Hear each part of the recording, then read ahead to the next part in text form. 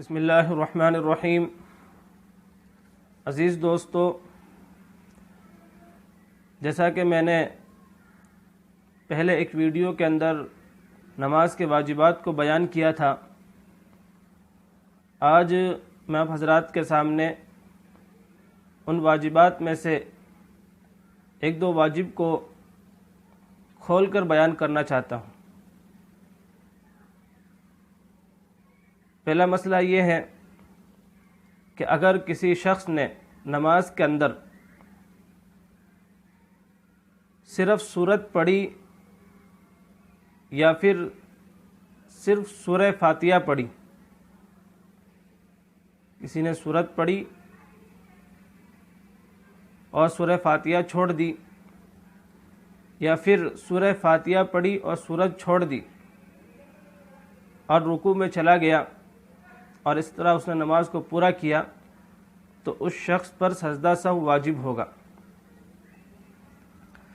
اسی طرح ایک مسئلہ یہ ہے کہ اگر کسی شخص نے سورہ فاتحہ تو پڑھی اور سورت بھی پڑھی، لیکن ایک یا دو آیتیں پڑھی تھی اور رکوع میں چلا گیا، تو اس شخص پر بھی سجدہ سہو واجب ہو جائے گا، کیونکہ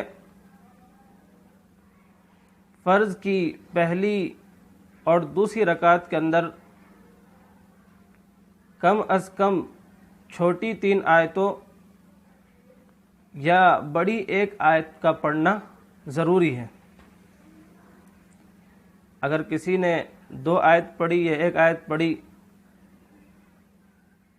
تو اس کی وجہ سے اس شخص پر سجدہ سہو واجب ہو جائے گا۔